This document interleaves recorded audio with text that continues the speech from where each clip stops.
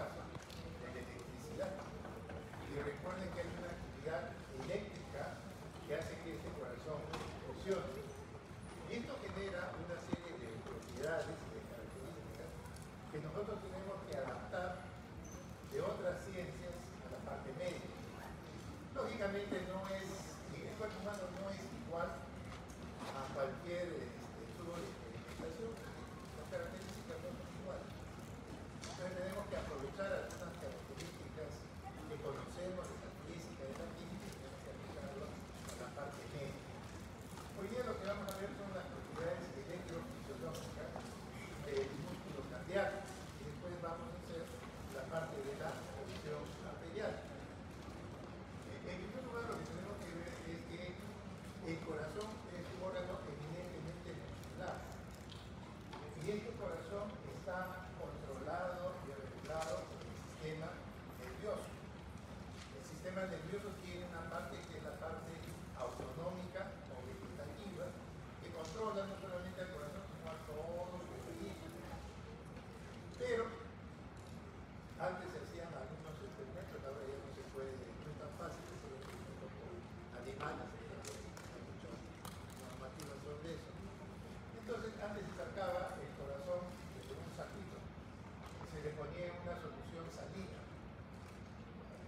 Y el corazón, aparte de estar denervado, o sea, no tiene un control del sistema nervioso, ese corazón empezaba a latir y seguía latiendo todo el tiempo que fuera.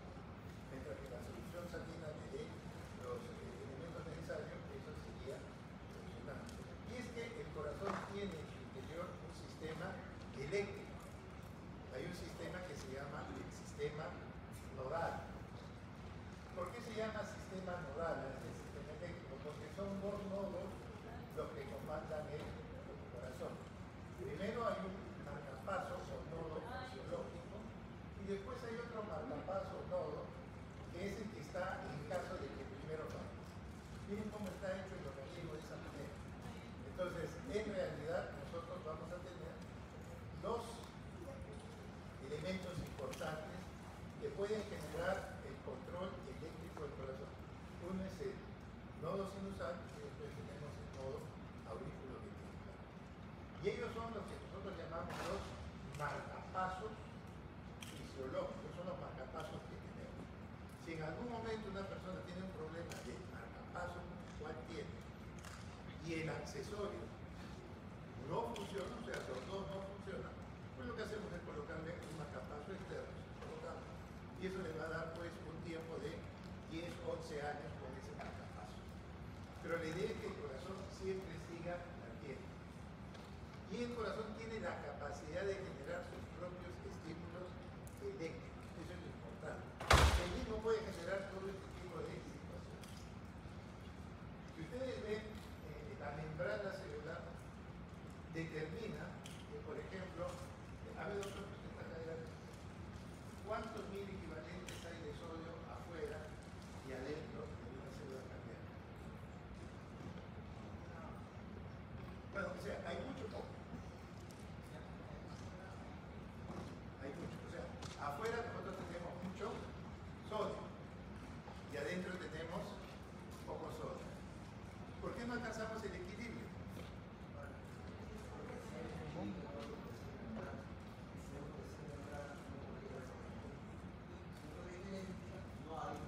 No hay nada. O sea, es cierto, nosotros tenemos, el organismo ha creado este sistema por el cual genera una diferencia de cargas eléctricas entre el extracelular y el intracelular.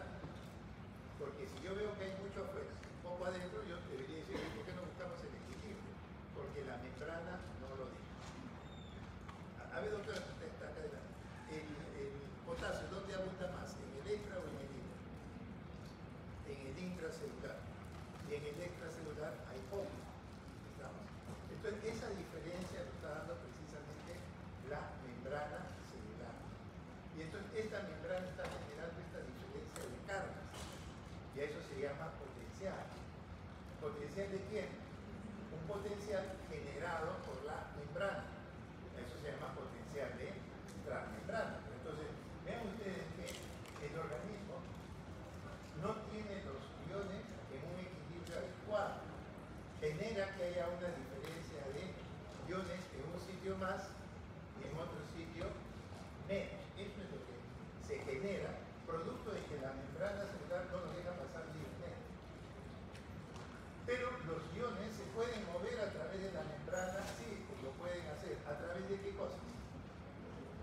través de dos canales.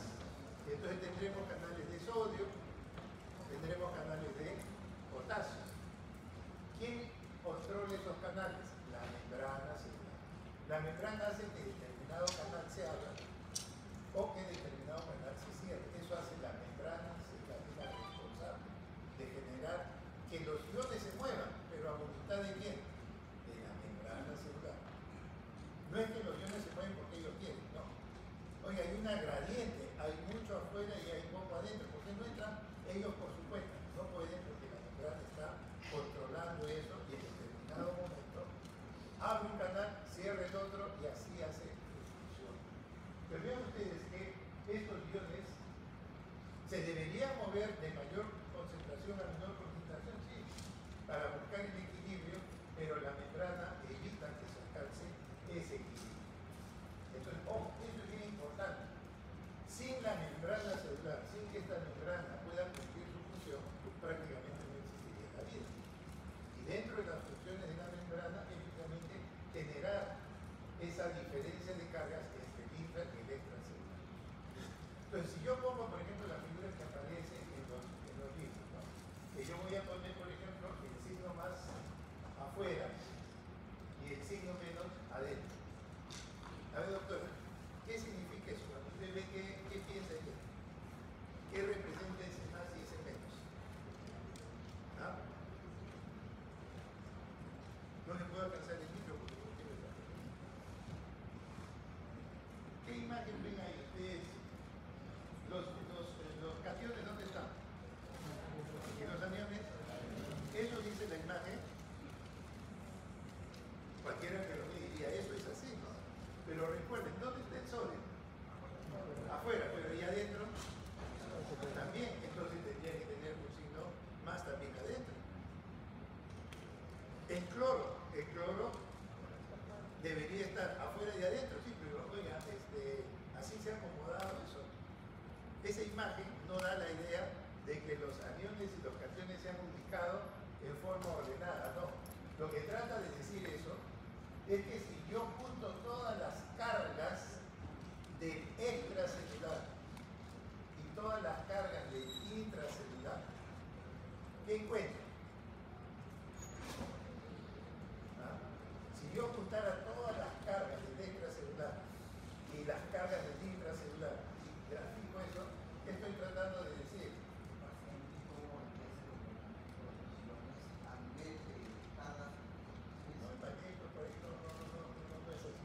Si yo estoy poniendo ese gráfico así, y yo he agarrado todas las cargas y las he puesto en el extracelular, y he agarrado todas las cargas, no me interesa que sean positivas o negativas, he juntado todas las cargas y las he puesto aquí. Ya se fue ni para.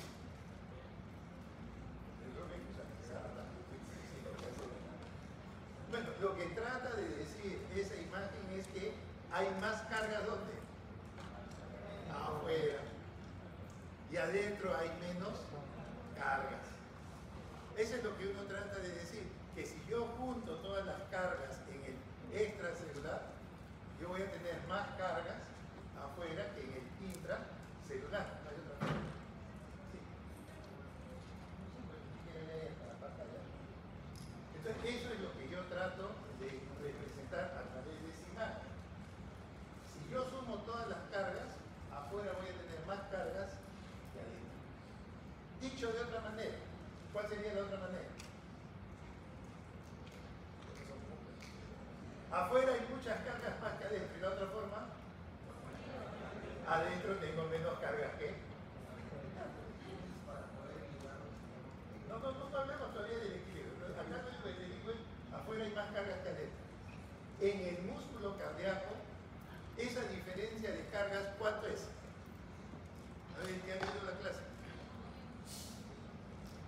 No la han leído, ya ven, después me dicen que no está en el sistema. La diferencia es 90 milivoltios.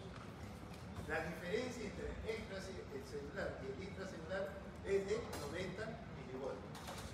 Entonces, esa diferencia yo lo puedo decir de dos formas. La primera, ¿cuál sería, doctor? ¿Qué diría? Afuera hay 90 milivoltios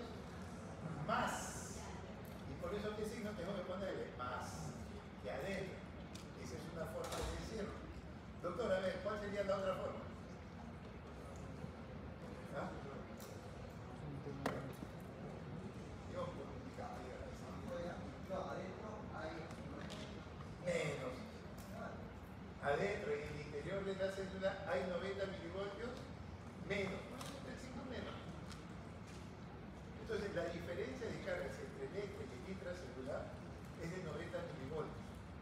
Afuera hay 90 más, o también lo puedo decir al revés, adentro, en el interior hay 90 menos. Eso es lo que tenemos que hacer. Entonces, esta es una célula en reposo, o lo que se denomina célula polarizada.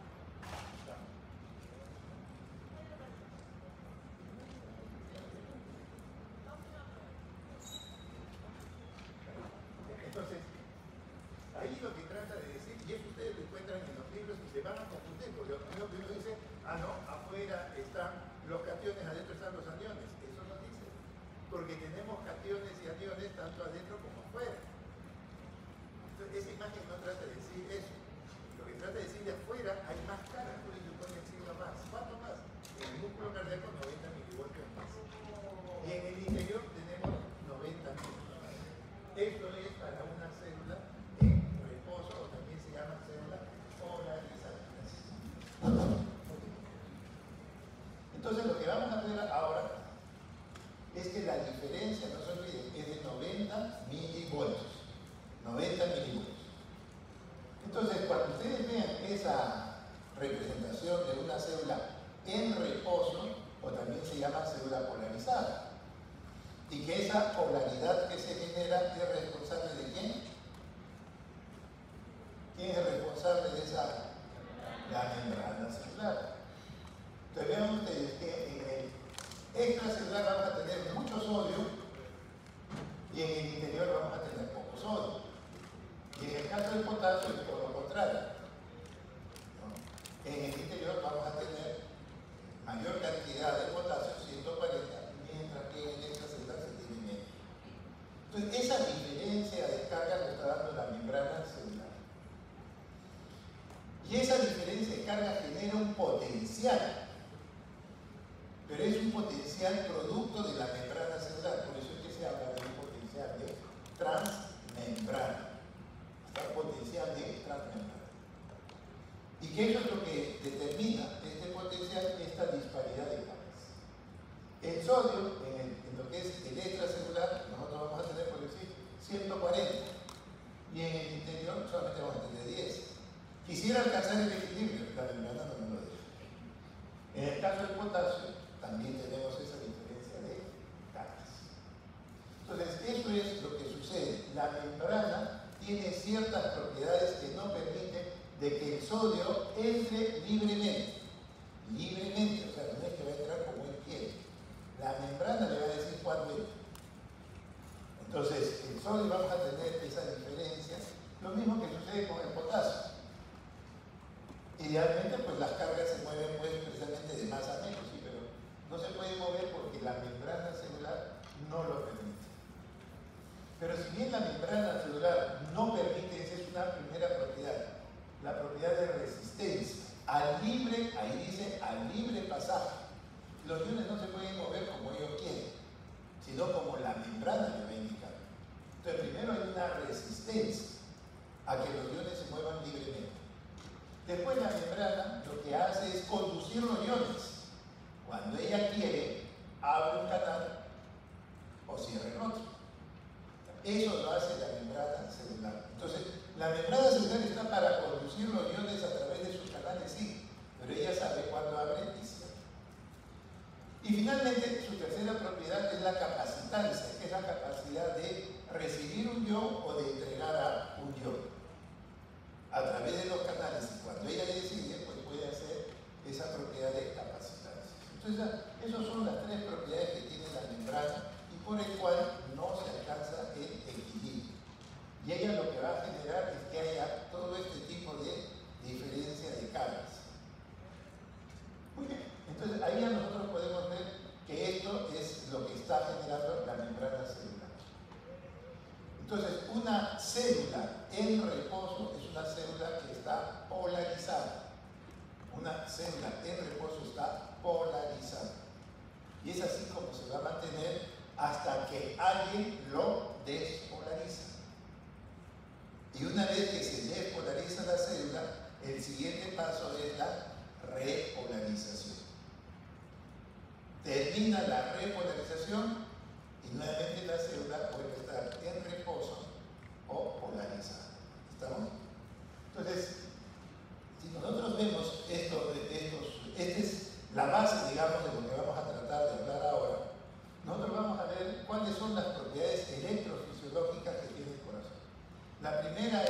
la excitabilidad.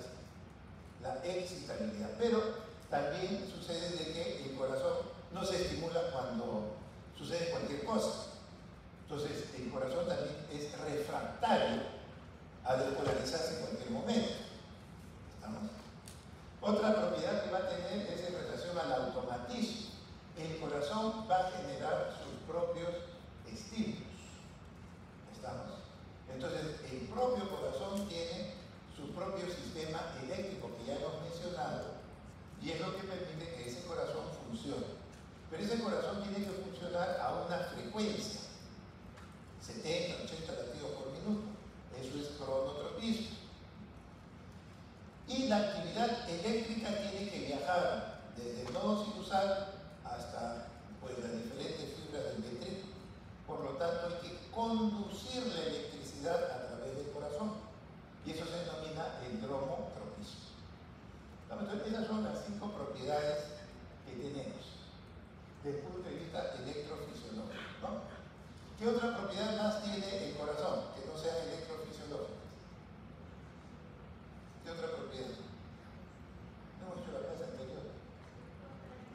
El de la contractilidad, eso se llama inotropismo. ¿Y qué otra propiedad? El corazón también tiene que descansar, el lusitropismo o lusotropismo. ¿Estamos? Nosotros vamos a hablar en esta parte, de la parte pues, eléctrica, pues, ¿no? Pero veamos lo que es la excitabilidad. Pues bien, ¿cómo definimos la excitabilidad? Pues tenemos que partir de lo que hemos hablado. Ya saben qué representa esta figura. ¿Qué representa? Afuera hay más carga que adentro. Y en el músculo cardíaco, ¿cuánto es esa diferencia? 90 milivoltios. ¿Estamos? 90 milivoltios. Muy bien. Entonces, debemos partir de que este potencial de transmembrana también se denomina potencial de acción. Es lo mismo, potencial de transmembrana o potencial de acción. Esto creo que lo han hecho en neuro, ¿no? A ustedes no han llevado neuro. ¿Ah, sí? ¿No se acuerdan del potencial de acción? ¿Ah? Algo dice de bueno. ¿Qué es la excitabilidad o vagotropismo? Es la capacidad que tienen las células cardíacas de responder a un estímulo electroquímico, pues llega y le avisa al corazón, oiga, usted tiene que despolarizarse.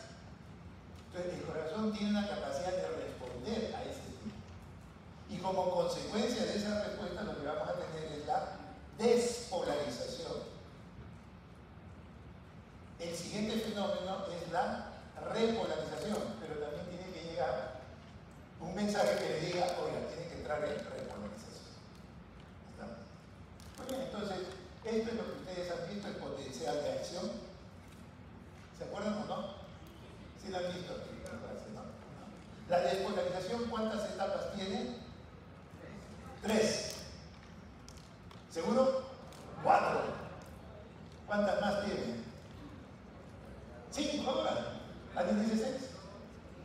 La despolarización solamente es una etapa. La fase 0. La despolarización es una etapa, es la fase 0 del potencial de acción. Después, ¿qué viene? La repolarización. ¿Cuántas etapas tiene la repolarización? 3. Una. Todavía no dan examen de negro, pero no van a dar después. ¿Ah? Si no pueden saber 1, 2, 3 y 4. Nada. ¿Saben qué? No. 1, 2 y 3 voy a cambiar entonces la diapositiva, ¿sabes? Tengo que bajar el nivel de mi radio. Vamos a ver. Vamos a empezar otra vez así, yo voy a cambiar, porque ya me imaginaba esa respuesta, por eso lo preparé. Ya. Vean ustedes, ahí ustedes tienen el potencial de acción. Lo primero es que llega una orden y le dice al músculo cardíaco, tienes que despolarizar. ¿Qué significa despolarizarse? ¿Abrir qué canales? de sodio. Entonces, yo lo que voy a tener como primer momento de este fenómeno de despolarización, cuando empieza la despolarización, la célula, ¿en cuánto está en milivoltajes? ¿Ah? En el interior de la célula debe estar en menos 90. Está en menos 90, ¿por qué no hemos dicho eso? En el interior hay menos que afuera. ¿Cuánto menos? 90. Entonces yo voy a partir que la célula en reposo vamos a estar en menos 90. Llega la orden de despolarización. Se abren los canales de sodio. ¿Es así? Cuando se abren los canales de sodio, ay doctor, ¿cuánto sodio había afuera? ¿Ah? No, pues ya está bien eso que dije al principio, pero después te he puesto las figuras. 140. ¿Y adentro cuánto hay? 10. ¿Qué debe pasar? El sodio empieza a entrar. Pero yo estoy en menos 90. ¿Qué va a pasar? Como estoy recibiendo cargas, ya no voy a estar en menos 90, estaré en menos 70, menos 50, y voy poco a poco ascendiendo hasta que finalmente, terminada la despolarización, ahora estoy en más 25. Ha ido entrando poco a poco el sodio, y de lo que yo estaba con una deuda de 90, ahora tengo menos 70, menos 50, y voy avanzando y después llego al cero, ya no tengo deuda, pero sigo subiendo hasta más 25. Entonces cuando el cardiomiocito termina de despolarizarse, en el interior, ¿cuánta carga va a tener? Cuando termina de despolarizarse, más 25. O sea, ¿qué significa eso? Que voy a tener 25 milivoltios más que afuera. Antes estaba con el signo menos, ahora voy a estar con el signo más. Terminada la despolarización, de menos 90 nos hemos ido hasta más 25. Eso es lo que se denomina la fase cero de la despolarización. La fase cero de la despolarización. Se abren los canales de sodio, y lógico, tengo 140 y adentro 10, rápidamente el sodio empieza a ingresar. Y como yo estaba con un déficit de menos 90, poco a poco voy a tener menos 80, sigue entrando el sodio, menos 50, menos 20, menos 10, llego al 0 y sigue entrando más sodio. Entonces ahora empiezo a tener más cargas, más 10, más 20, hasta más 25. Eso sucede en la despolarización, la fase 0. Una vez que termina la despolarización, ahora viene la repolarización. Y entonces en la repolarización hay una primera etapa en donde ahora los canales de sodio, ¿cómo van a estar? Cerrados. ¿Y qué se abre? Los de potasio. ¿Cuánto había de potasio en el interior? 150. Muy bien. ¿Y cuánto había afuera? 5. Está bien. 150 contra 5, ¿qué va a pasar? El potasio empieza a salir. ¿Y qué estoy perdiendo en el interior de la célula? Estoy perdiendo cargas. Estaba en más 25, estaba acá en más 25, empiezo a tener ¿qué cosa? Empieza a salir el potasio y empiezo a tener más 20, más 15, más 10. Estoy bajando, ¿por qué? Porque el potasio está saliendo. Y poco a poco voy llegando al 0. Allí va a suceder algo. Esa primera etapa, la primera etapa en que el potasio sale, el cardiomiocito pasa de más 25 hasta llegar al 0. ¿Estamos? Al 0, 0 milivoltios. Y en ese momento, ojo, el potasio va a seguir saliendo porque en la repolarización el potasio sale. Entonces el potasio va a empezar a salir, o va a seguir saliendo, y como estaba en 0, ahora debería bajar a ¿cuánto? A menos 10, a menos 20, a menos 40, debería estar bajando, pero vean ustedes que la línea no sigue bajando. Se va generando una meseta alrededor del 0. Entonces, para que se produzca esa meseta, y yo supongo que el potasio está saliendo, porque el potasio está saliendo, yo debería estar haciendo ¿qué cosa? Descendiendo, debería estar en menos 10, menos 20. Entonces, ¿qué debe estar sucediéndole a la célula? tiene que estar ingresando alguien. Y ese que ingresa es el ion calcio. ¿Y para qué ingresa el ion calcio? Para la contracción, porque el músculo necesita calcio para la contracción. Entonces vean ustedes que en esta segunda etapa, que es la meseta, que es la fase 2, el potasio sigue saliendo, ojo. Pero ¿por qué no sigue bajando la línea? Porque empieza a entrar las cargas de calcio y se alcanza un equilibrio, que es lo que viene a ser la fase 2 del potencial de acción, la meseta. Y durante toda esa meseta, el calcio entra para la contracción. Una vez que el calcio ya entró lo necesario para la contracción, ¿qué va a seguir pasando? El potasio sigue saliendo. Y entonces, ahora sí, en vez de estar en 0, empieza a caer a menos 10, a menos 40, hasta llegar a menos 90. El potasio sigue saliendo en esa fase 3 del potencial de acción. Es la fase de la repolarización. Fase 1, fase 2 y fase 3. En ese momento, vean ustedes, que estamos alcanzando nuevamente ¿qué voltaje en el interior de la célula? De menos 90. ¿Estamos? De menos 90. Pregunta. Si yo estoy acá en menos 90 y acá estoy en menos 90, mi situación ahora es la misma. La célula que estaba acá está igual que acá, porque acá está en menos 90, acá también está en menos 90. La célula está igual. ¿Dónde está el sodio? Acá, en este punto. ¿Dónde está el sodio? Adentro. ¿Y dónde está el potasio? Afuera. Entonces, ¿la célula acá está igual que acá? No. Porque ¿dónde está el sodio? Adentro. ¿Dónde está el potasio? Afuera. Hemos alcanzado menos 90, sí, la parte de voltajes, pero los iones no están en su sitio. Los iones no están en su sitio. Eso es bien importante que lo tengan en cuenta. ¿Estamos? Entonces, vean ustedes que esto es el potencial de acción que nosotros conocemos. Ojo.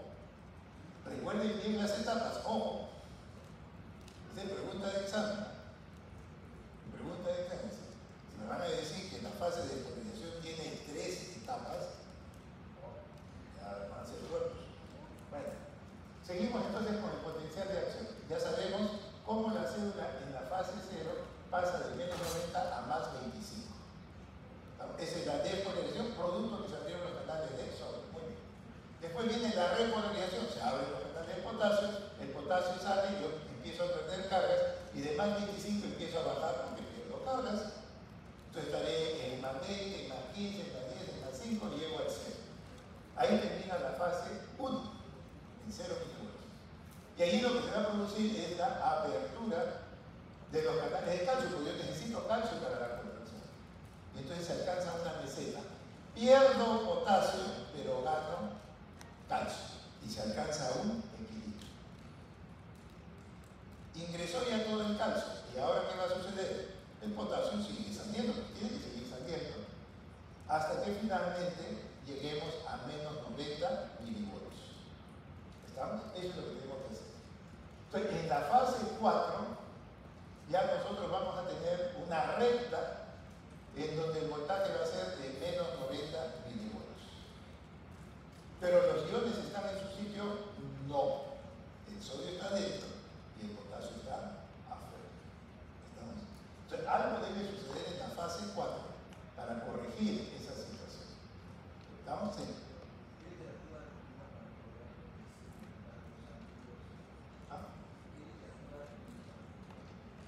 Cualquiera, yo le aprendí eso de los libros.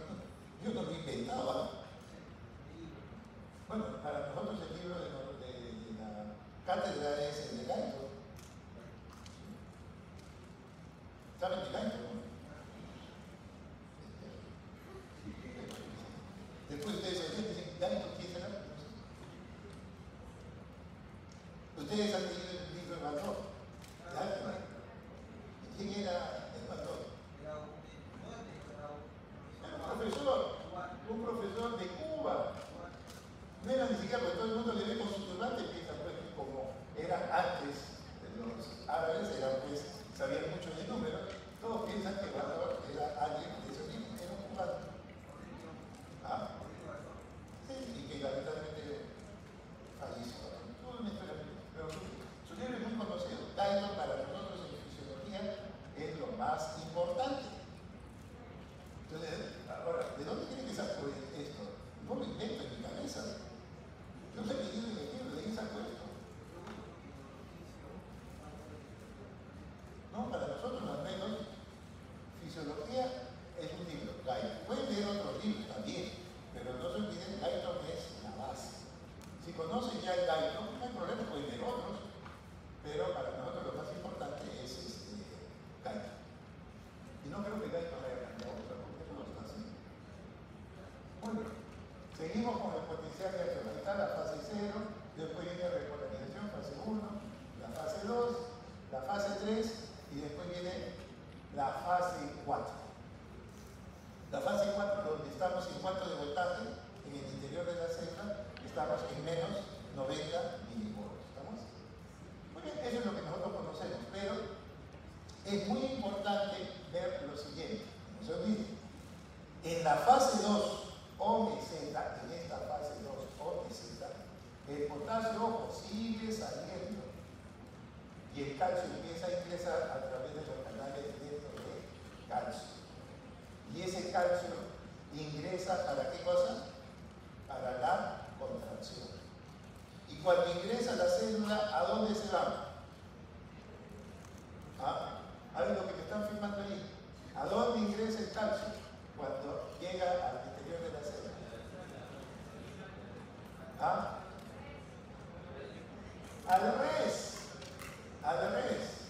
Al retículo sarcoplasmático, porque ahí es donde se almacena, Y algo sucede en el interior, no sé.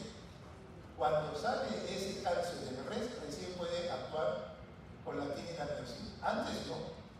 Pero hoy es el mismo ion, sí, pero hasta ahora no sabemos qué sucede dentro del que le permite ya ese calcio funcionar. El calcio que entra de la célula o a través de la membrana no es que entra a funcionar inmediatamente, tiene que, entre comillas, capacitarse dentro del res y después ya recién permite el fenómeno de la contracción. ¿Estamos? Muy bien. Entonces, vamos a ver pues en el interior de este cardiomiocito, que es la representación que les he puesto ahí, pues afuera tengo mucho sodio, ya saben cuánto, en el interior yo tengo mucho potasio, pero cuando yo sumo todas las cargas en una célula en reposo, yo voy a tener el signo menos en el interior de la célula. ¿Cuánto menos? 90 milivoltios menos. ¿Estamos? Eso lo tenemos. Muy bien. Ahí voy a tener mi sensor, ahí voy a tener un sensor que me va a decir, acá está el 0, y me estoy yendo hacia el signo menos, menos 90. Por acá es para el signo más, yo estoy ahorita en la célula en reposo, yo estoy en cuarto, en menos 90. Voy a quitar. Entonces llega la orden del nodo sinusal que le dice al cardiomiocito, tiene que despolarizar. Y entonces lo que va a suceder es que se van a abrir ¿qué canales? De sodio. Entonces el sodio está llevando cargas al interior de las células poco a poco y el menos 90 se va a transformar en menos 70, en menos 50, en menos 10 y finalmente voy a lograr alcanzar hasta más 25.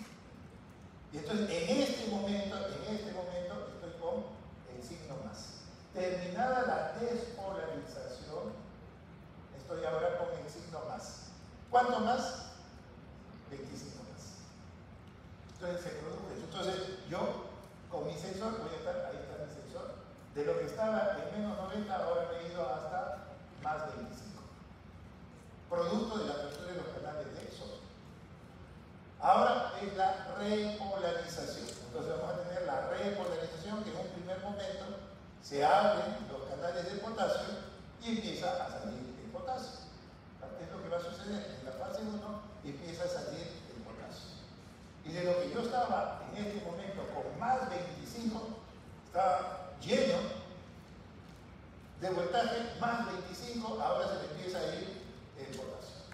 Entonces ya no voy a estar en 25, estaré en más 20, en más 15, y si me sigue yendo potasio, y poco a poco voy a ir bajando hasta alcanzar más o menos el cero. Desde el producto de que estoy perdiendo carga de potasio. Y cuando más o menos llego a 0 milivoltios, pues lo que va a suceder en ese momento es que justo se van a abrir los canales de calcio. Y así como sigo perdiendo potasio, el calcio va entrando y alcanzamos un equilibrio alrededor del cero. Y eso es lo que va a describir la fase 2 o meseta. Entonces vean ustedes, mi sensor ahora ya va a estar en el cero. Mientras no le da meseta, estoy en el cero. Muy bien, ya entró todo el calcio que debe entrar, ahora ya no va a entrar más calcio, pero el potasio sigue saliendo y yo voy a empezar a tener menos 20, menos 40, hasta poco a poco ir bajando hasta menos 90. Y eso es la fase 3 del potencial de acción. Y entonces vean ustedes cómo mi sensor ahora vuelve a estar en menos 90. En menos 90. Entonces uno podría decir, desde el punto de vista de cargas, estamos iguales. Pero los iones no están en su sitio. Los iones están fuera de sitio. Entonces vean ustedes que esto que se está generando hasta este momento ya estamos en la fase 3. De ahí que sigue, bueno, sigue la fase 4. Pero recuerden que si bien yo estoy en menos 90, los iones no están en su sitio. Hay mucho sodio ahora en el interior y hay mucho potasio que se ha salido. Entonces no estoy en la misma situación de reposo, porque la célula no está en reposo. Oiga, pero está en menos 90, sí, pero no está en reposo porque los iones están fuera de sí. Y entonces durante esa fase 4, yo lo que tengo que hacer es ¿qué cosa? El sodio que está dentro, ¿qué hay que hacer? Sacarlo. Y el potasio que está afuera, hay que meterlo. ¿Y eso qué lo hace?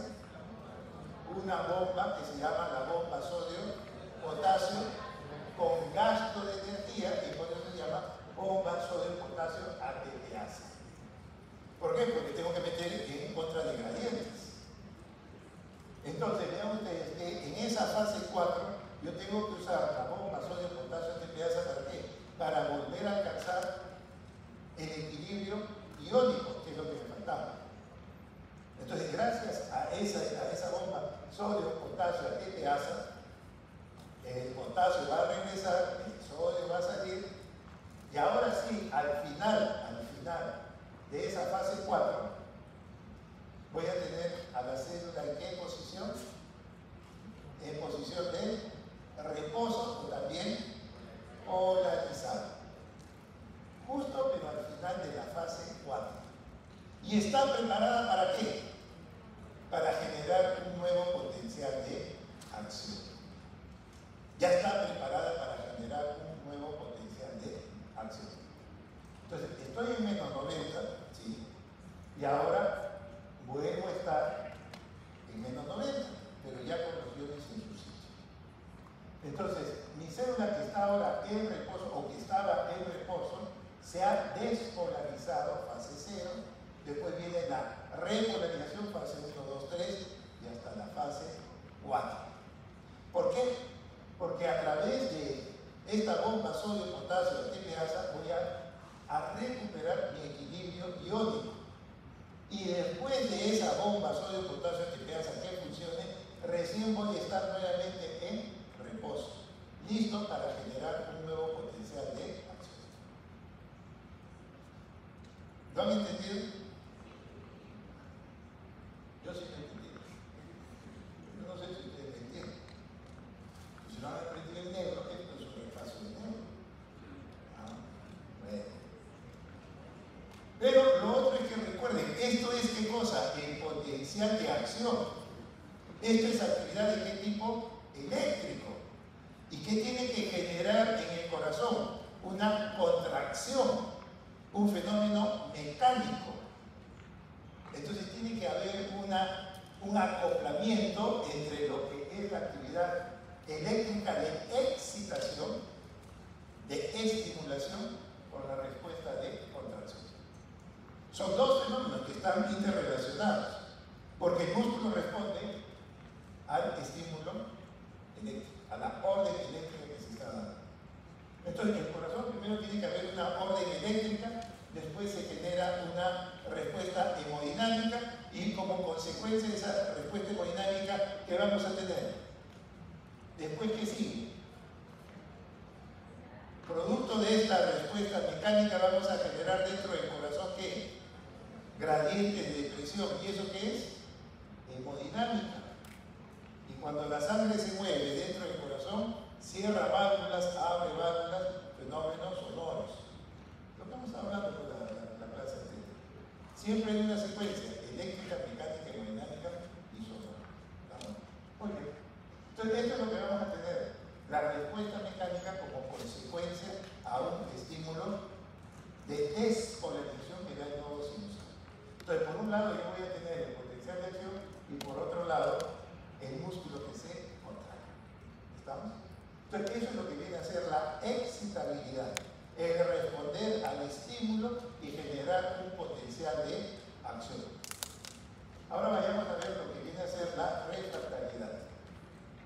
¿En qué consiste la refractariedad? Pues bien, la refractariedad es el periodo en que ningún estímulo, por más que uno quiera, no va a generar un nuevo potencial de acción. Por más estímulo que yo le dé, por más fuerza que le quiera dar, el corazón no va a responder. No, eso es lo que veremos después. Primero tenemos que ver ahí una refractariedad. Y entonces, como ustedes pueden ver ahí, en la refractariedad vamos a ver que van a haber dos momentos. Uno en donde no responde por más que quiera y otra en donde en determinado momento sí puede generar una respuesta. Entonces, el periodo refractario tiene dos momentos, el absoluto, que no responde a nada, y el relativo, en donde puede responder. ¿Estamos? Entonces, cuando llega una orden al periodo refractario absoluto, el corazón no hace ningún tipo de respuesta. Entonces, vean ustedes que el periodo que tenemos acá, fase 0, 1, 2 y buena parte de 3, es lo que se llama periodo refractario absoluto. Periodo refractario absoluto. Por más estímulo que le demos, no va a generar. Pero hay un periodo refractario relativo, que es la parte final de la fase 3, que se llama periodo refractario relativo. ¿Qué significa periodo refractario relativo?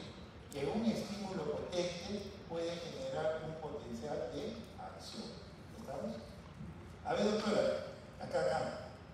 Ese potencial de acción que yo estoy generando en el periodo refractario relativo, ¿cómo va a ser? ¿Normal o no? ¿Por qué no va a ser normal? Si estamos en menos 90. Umbral es otra cosa. Ahora, doctor, está descansando ya, almorzó con la María Angelina. ¿A dónde está Julio? ¿Ha venido Julio? No ha venido. ¿Rodrigo? Tampoco. Si yo genero un nuevo potencial de acción en el periodo refractario relativo, el sentido común que me debe decir, ¿va a ser normal o no? No, ¿por qué? Porque los iones no están en su sitio. Porque el sol está en otro lado y el potasio está en otro. Y entonces cualquier estímulo en esta zona, en este periodo refractario, cualquier estímulo va a generar un potencial de acción anómalo. Y eso es lo que puede matar a la gente. Eso puede generar la muerte de muchas personas. Porque ese periodo, ese es el talón de Aquiles del corazón. ¿Estamos? Entonces, ese periodo refractario relativo, a mí me conviene que sea lo más corto posible. Que no dure casi nada. Porque si dura mucho, puede entrar una orden y me puede matar. ¿Estamos? Ejemplo, los deportistas, los atletas, entre otras cosas, hacen que su corazón tenga una frecuencia más alta o más baja. Más baja. Y todo el potencial de acción dura más, tanto el periodo refractario absoluto que el periodo refractario relativo. Ellos no se dan cuenta, pero cuanto más lento sea su corazón, su periodo refractario absoluto dura más, sí, pero también es relativo, y este es el que me interesa. Si dura más, hay más chance de que entre un estímulo y me genere una arritmia mortal. Por eso es que los deportistas a veces se sobreentrenan y hacen muerte súbita. El punto clave es ese, el periodo refractario relativo. Periodo refractario relativo, no se olviden. Entonces, vean ustedes, esto es también la representación del periodo refractario absoluto y del periodo refractario relativo. Muy bien, entonces esto es importante, sí, recuerden que el periodo refractario relativo va a generar un nuevo potencial, pero siempre va a ser anómalo. No puede ser normal porque los iones no están en su sitio. Los iones no están en su sitio. Y este periodo refractario relativo, esta partecita de acá, lógico, ustedes dicen, eso yo no lo veo, y eso es verdad, porque todo esto que estamos haciendo se hace en un gabinete de experimentación. Yo estoy en el interior de la célula. Cuando yo tomo un electrocardiograma, yo tengo los electrodos fuera de la célula. Entonces el electrocardiograma nunca tiene esta imagen. Cuando hagamos la parte de electro la próxima semana, ahí van a ver cuán importante es este periodo refractario relativo, porque ese es el punto clave para las muertes súbitas en algunos pacientes. ¿Estamos? Muy bien, ahora avancemos al automatismo. ¿El automatismo qué era? Era la capacidad de generar sus propios estímulos. ¿Y estaba acá el doctor? ¿Ah? Ustedes graban nada más, pero no entienden nada. ¿Quién está a cargo de esto? El nodo sinusal, ¿es así? ¿El nódulo de Ashokawara dónde está? ¿Te están grabando? Todavía me va a llegar una información, alguien te pregunta, ¿dónde está el de Ashokawara? ¿Dónde está el de Katie Flack? ¿Estoy hablando chino? Ah, el nodo sinusal es el de Katie Flack y el nodo B es el de Ashokawara, son los investigadores. Entonces, vamos a ver lo del automatismo cardíaco, que es la capacidad de generar sus propios estímulos, eso lo puede hacer. Y esto, como les decía, era el experimento que antes hacíamos en las prácticas, de sacar el corazoncito de un sapito y veíamos cómo se mantenía en una solución salina por mucho tiempo. Es cierto de que el corazón recibe una inervación vegetativa del sistema nervioso, si eso es cierto. Pero si yo hago la denervación, ese corazón sigue funcionando normalmente. Porque es autonómico, el corazón es autonómico, pero recibe influencia vegetativa. Entonces acá es donde vamos a tener, acá está el nodo sinusal, a la altura de la desembocadura de la vena cava superior en la aurícula, ¿qué aurícula? Izquierda, ¿no? No han hecho anatomía. Derecha. La desembocadura en la cava superior es a la aurícula derecha. A ese nivel está el nodo sinusal. Y de allí el estímulo va a avanzar a través de las aurículas y va a llegar al nodo auriculoventricular. Este nodo sinusal y el nodo AB tienen la función de ser los marcapasos. El primero es el que cumple la función de ser el marcapaso fisiológico. Cuando él se enferma, entra el segundo nodo, el nodo auriculoventricular, que es el que puede reemplazar al nodo sinusal. Y si los dos fallan, hasta el mismo corazón, el mismo músculo, también puede comandar su estímulo. Lo puede hacer el mismo corazón, pero lógicamente ya tan lento que no le permite hacer las cosas. ¿Qué hay que hacer? Bueno, se le pone un marcapaso. Pero vean ustedes, ahí lo que ustedes van a tener es el nodo de Katie Flack y en el otro es de Tawara. Muy bien. Vean ustedes que el estímulo empieza en el nodo sinusal y tiene que avanzar a través de las aurículas. Pero cuando trata de llegar esta orden, este estímulo iniciado en el nodo sinusal a los ventrículos, no se puede. ¿Por qué? Porque acá van a estar las válvulas. ¿Qué válvulas son? Mitral, ventricúspide, aorta y pulmonar. cuatro anillos valvulares son anillos, y como anillos funcionan como aislantes, y la orden eléctrica de la aurícula al ventrículo no puede pasar directamente porque los anillos valvulares no lo dejan. Entonces, ¿cómo hace el organismo? Bueno, el organismo lo que ha creado es una estructura que justo está en medio de la aurícula y del ventrículo, por eso se llama nodo aurículo-ventricular, porque justo está en medio de las aurículas y del ventrículo, justo se ubica ahí. ¿Para qué? Para poder captar la información dada por el nodo sinusal y poderla transmitir al ventrículo. Por eso su nombre es aurículo-ventricular, justo está en medio. Entre los cuatro anillos valvulares está ubicado y es el que va a captar el estímulo y lo va a transmitir a los ventrículos. ¿Estamos? Muy bien, entonces ya hasta ahí hemos avanzado. Realmente el potencial de acción, que eso es de todo modo muy importante, pero vayamos a ver la fase 4. La fase 4, ¿por qué? Porque en esa fase 4 se prepara el músculo cardíaco para generar un siguiente latido. Entonces, en esa fase 4 va a intervenir ¿qué cosa? La bomba sodio-potasio ATPase. Pero ¿cómo estamos en milivoltajes? Acá está en menos 90 y durante toda esta fase 4, que es una recta, no tiene pendiente esa fase 4 de la fibra cardíaca o del músculo cardíaco o del cardiomiocyto.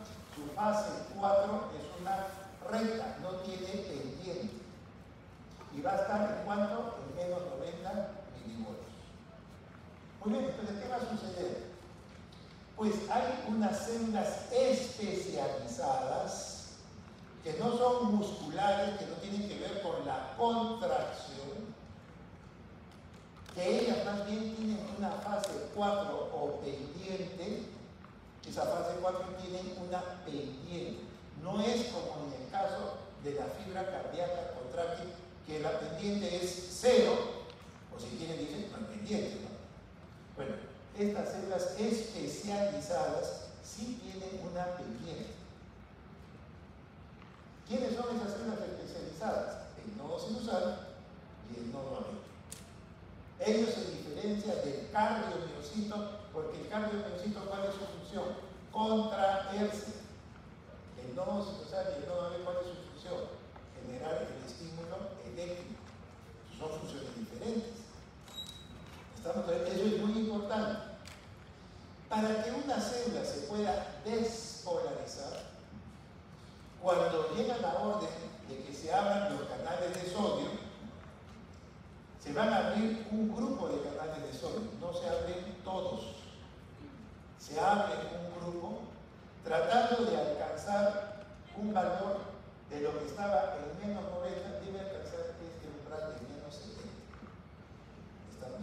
Cuando se viene la orden de despolarización, va a ingresar el sodio, pero no se abren todos los canales de sodio, se abren algunos, y a través de este ingreso del sodio, la célula empieza a estar de menos 90, pues menos 85, menos 80, y tiene que llegar a este valor de menos 70.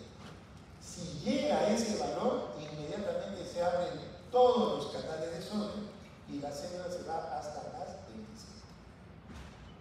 Pero si me quedé en el menos 75, hasta ahí hice mi esfuerzo, solamente he llegado a menos 75, no se abre ningún canal de sodio de más. Por lo tanto, ya no se produce potencial de acción. A esto se llama la teoría del todo nada. O se produce la despolarización porque alcancé ese valor que se llama umbral, que en el músculo cardíaco es de menos 70, o nada. Me quedé en menos 80, no importa, nada, no se puede. Entonces yo tengo que alcanzar ese umbral para poder conseguir que todos los canales de sodio se abran y poder llegar de menos 90 hasta más 25, es decir, generar un potencial de acción. Pero si no llego al umbral, no hay el potencial de acción. ¿Estamos? Eso es muy importante. Pero eso es lo que sucede en el músculo. Las células especializadas como el nodo sinusal, este es su potencial de acción. Acá tienen la fase 0, acá tienen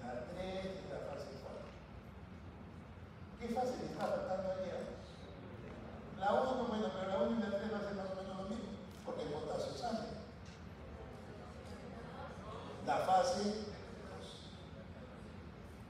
¿Y por qué no hay fase 2 ahí? Pues no hay calcio, pero ahí. ¿Por qué esas células necesitan calcio? No, ¿por qué? Porque no se contraen. Por eso es que es diferente su potencial de acción. Su potencial de acción no tiene la meseta. La fase 1 que era salida de potasio. La fase 3, salida de potasio. Por eso es que uno puede graficar de esta manera. Ya no tengo por qué poner uno porque sigue saliendo potasio. Acá lo que está faltando es la meseta. ¿Por qué no hay meseta? Porque no ingresa el calcio para la contracción. Y cierto, acá no tiene que entrar el calcio para la contracción. Esa es la diferencia entre el nodo sinusal y el nodo AB, que son eléctricos versus el músculo cardíaco. Pero por otro lado, vean ustedes que acá su nivel es de menos 60. No es como en la fibra contráctil que es de menos 90. Acá en el nodo sinusal es de menos 60. ¿Y cuál va a ser su umbral? No es menos 70, su umbral es menos 40. Esas son las características porque es una célula especial, el nodo sinusal y el nodo. Pero algo muy importante, ¿cómo es la fase 4? ¿Tiene pendiente? Sí. En cambio, en el músculo cardíaco no había pendiente. La fase 4 era, si quiere decir pendiente 0, no había pendiente. Pero acá sí hay pendiente. Y esta pendiente es como consecuencia de que estas células especializadas,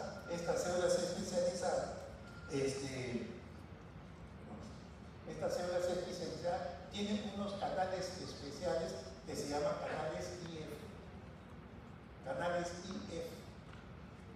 Estos canales IF le permiten a estas células especializadas tener una despolarización diastólica espontánea. Vamos a ver en qué consiste eso. Pero el músculo cardíaco tiene canales IF. No. ¿Quiénes tienen canales IF? El nodo sinusal y el nodo aurículo ventricular. Y esos canales IF que le permiten una despolarización diastólica espontánea. Ojo, despolarización diastólica espontánea. No se olviden. Pregunta de examen. No de este examen, pero más adelante en la carrera te van a preguntar sobre esto. Entonces acuérdense. ¿Qué son los canales IF? Los canales IF no tienen traducción. Quizás la fase o la letra I de corriente puede ser, pero la F viene de FAD y no hay manera de traducción. Entonces,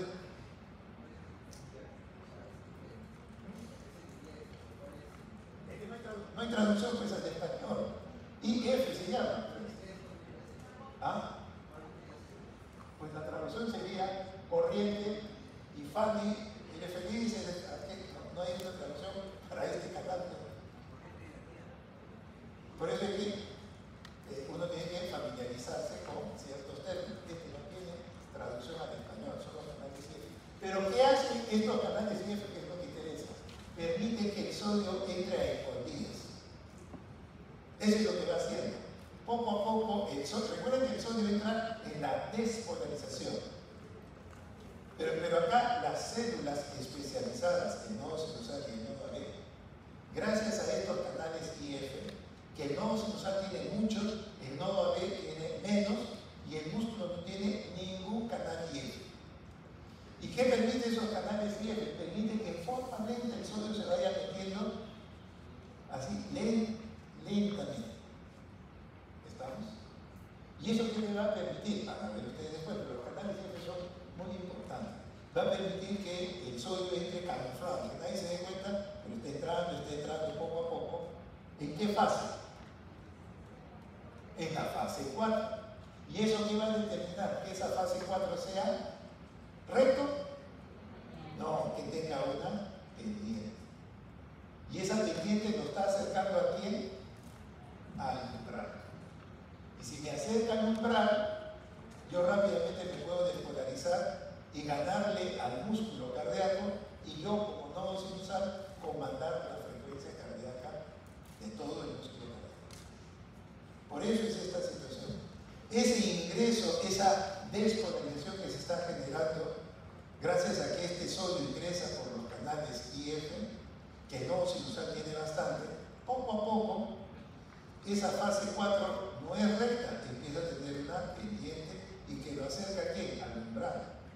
De tal forma, cuando digo actívese al corazón, el primero que alcanza el umbral es el nodo sinusal. ¿Por qué? Porque el músculo cardíaco está en menos 90 y tiene que llegar hasta menos 70.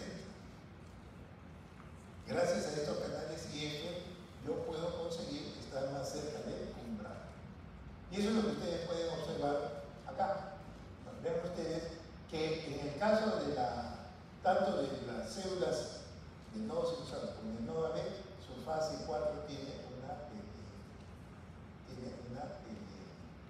Y esa pendiente lo va a acercar al umbral. ¿Cuánto es umbral? 40. Menos 40. Está menos 40. ¿No? Entonces, eso es lo que tenemos que tener en cuenta. Los potenciales de acción. Una cosa es el músculo y otra cosa es el sistema eléctrico del corazón, de modo sinusal. ¿Hay diferencias? Sí, claro. Entonces, acá nosotros podemos ver cómo, en el caso del músculo, que tiene que cumplir una función contráctil, acá tiene la meseta o fase 2, mientras que en el otro no hay meseta porque acá no hay contracción. En este yo tengo que ir desde menos 90 hasta menos 70, que es el umbral, mientras que en el otro estoy en menos 60 y debo alcanzar en menos 40. Pero recuerden que yo tengo este periodo. Esto es gracias a qué canales, a los canales IF, que me va acercando al umbral. Me va acercando al umbral. Cuando yo les digo a los dos, actívense, despolarícense, ¿quién va a estar más cerca del umbral? El nodo sinusal. Por eso es que tome el comando del corazón. Si él falla, entra el nodo AB. ¿Por qué? Porque el nodo AB también tiene canales IF, pero tiene menos. Tiene una pendiente, pero un poquito más plana. Entonces, cuando falla el nodo sinusal, entra el AB. Y si los dos fallan, el que entrará será pues el mismo músculo, pero se demorará más. Entonces, cuando el corazón lo comanda el nodo sinusal, la frecuencia es de 60 a 99 latidos por minuto. Cuando él falla, entra el nodo AB, pero lo va a hacer más lento, de 40 a 60 latidos por minuto. Y si los dos fallan, todavía puede entrar el mismo músculo, ¿sí? El mismo músculo puede entrar, pero lógicamente se demora más y tendrá una frecuencia de 20 a 40 latidos por minuto. 20 a 40 latidos por minuto. Con eso no se puede vivir, pues 20 latidos por minuto no podemos hacer nada. Hay que colocarle un marcapaso, ¿no? Entonces vean ustedes los diferentes potenciales de acción. Acá en la parte superior en verde el nodo sinusal. Vean cómo tiene la fase 4, ¿no? La pendiente, y ojo, no hay fase 2 con meseta. Después vamos a tener acá en liga el nodo AB, también tiene una pendiente pero un poquito más plana. ¿Por qué? ¿Por qué más plana? Porque tiene menos canales IF. Porque tiene menos. Y tampoco tiene meseta. ¿Por qué? Porque las dos no se contraen. Son sistemas eléctricos. Y finalmente en la parte inferior sí vamos a tener lo que hemos estado hablando. Fase 0, 1, la meseta 2, 3 y 4. ¿Estamos? Entonces ya hemos visto lo que es el automatismo, por qué se produce el automatismo y por lo tanto la frecuencia cardíaca del corazón cambia. El nodo sinusal, la frecuencia va de 60 a 99 latidos por minuto. Sí, eso es cierto. Pero cuando él falla, entra el nodo ventricular de 40 a 60. ¿Ya saben por qué? Porque se demora en alcanzar el umbral. ¿No es así? ¿Por qué? Porque tiene menos canales IF. Y si los dos fallan, aunque sea el corazón, puede, por sus músculos, puede tratar de comandar el corazón. Sí, lo puede hacer, pero a una frecuencia de 20 a 40 latidos por minuto. Porque él tiene que ir de menos 90 a menos 70. Pues bien, esta fibra ventricular que da una frecuencia de 20 a 40 latidos por minuto, es fácil entender que nadie puede vivir con 30 latidos por minuto. Por eso es que ya hay que colocarle un marcapasos. Pero vean ustedes que tenemos todavía nosotros dos, pero a veces falla. Entonces, Entonces, el automatismo, si bien va a generar estímulos rítmicos, periódicos y que sean regulares, esto va a depender, entre otras cosas, de que tenemos también una inervación vegetativa que está a cargo de dos sistemas, ¿no? ¿Se acuerdan? Siquiera hayan leído eso, ¿no? El sistema simpático y el sistema parasimpático. ¿Quién aumenta la frecuencia cardíaca? Suficiente, no se gasta. Y el parasimpático, sorpréndame, ¿qué hace? Baja el latido del corazón, frecuencias más lentas. ¿Sí? Bueno, ellos ejercen su función sobre la frecuencia cardíaca, sí. Aparte de todo simular, de todo abrir, recibimos esa información que lógicamente hace variar lo que el mismo corazón puede hacer. Pero esos son los sistemas que tenemos nosotros alrededor del corazón. Muy bien, ya hemos visto cronotropismo y finalmente nos falta el dromotropismo. Dromotropismo, que significa conducción. Tenemos que conducir a través del corazón. Y lógicamente a través del corazón no es igual la conducción, porque las fibras son diferentes, son distintas, tienen diferentes tamaños y una serie de características. Y entonces vean ustedes que a nivel de las aurículas como promedio, más o menos llegamos a tener 1 metro por segundo de velocidad. A nivel de las aurículas en general, 1 metro por segundo. Pero cuando llegamos al nodo aurículo-ventricular, la velocidad cae 20 veces. El corazón va lento, el estímulo eléctrico va lento en ese sector. Eso después se les va a explicar por qué sucede ese tipo de situaciones. Pero así es el organismo. La velocidad cae a 0.05 metros por segundo. Y en el ventrículo puede llegar hasta lo máximo, 5 metros por segundo. Entonces ven ustedes que la conducción no es pareja.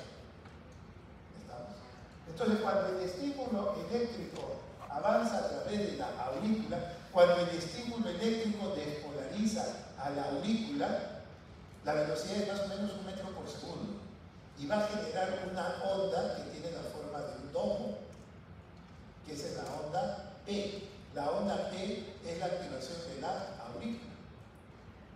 Eso lo pusimos en el ciclo cardíaco, ¿se acuerdan? Agregamos la imagen del electrocardiograma. ¿Quién generaba la contracción auricular? Una orden eléctrica que se grafica bajo la forma de una P. ¿Por qué tiene una forma de un domo? Porque la velocidad es algo lento. Es algo lento, 1 metro por segundo. Pero cuando la actividad llega al ventrículo, el ventrículo se activa rápidamente, como espiga, el QRS. ¿Por qué tan corto es? Porque la velocidad es muy rápida. ¿Estamos? Muy bien. Entonces, vean ustedes que acá tenemos el nodo sinusal y esta información tiene que llegar al nodo aurículo ventricular. Para eso, este sistema eléctrico tiene unos haces que se llaman internodales. ¿Por qué se llaman internodales? Porque está entre este nodo y este. Hay un haz internodal anterior, hay un medio y hay un posterior que llevan la información a través de toda la aurícula, mientras que hay un cuarto haz de Bachmann que va hacia la aurícula izquierda. Este estímulo eléctrico que está avanzando a las aurículas, ¿podrá pasar directamente al ventrículo? No. ¿Quién lo evita? Las válvulas, mitral, cúspide, aorta y pulmonar. Entonces, ¿quién es el que está en medio de estos 4 aparatos valvulares? El nodo valvular. Entonces, él capta esta información y lo va a transmitir a través de las de His, rama derecha, rama izquierda y toda la red de Purkinje. Y de esa manera el estímulo finalmente llega al cardiomiocito. Llega a los cardiomiocitos ventriculares. Muy bien, entonces vean ustedes, el estímulo empieza en el nodo sinusal, avanza, pero las válvulas no lo permiten y la única forma es a través del nodo AV. De ahí seguirá a His, rama derecha, rama izquierda, que se termina armonizando en la red de Purkinje. Entonces, esa es la conducción del estímulo eléctrico. ¿Estamos? ¿Está claro? ¿Se entiende? Muy bien, con eso